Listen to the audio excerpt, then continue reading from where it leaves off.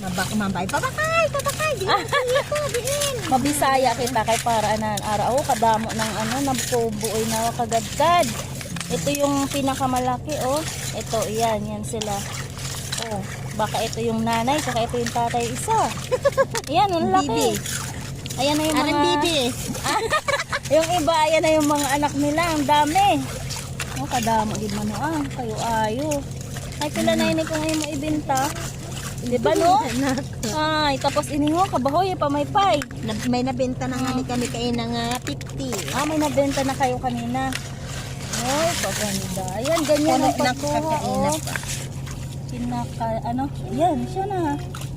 Kagadkad ang tawag sa amin kasi kailangan nyo magkadkad sa lupa para makakuha ka. Ganyan.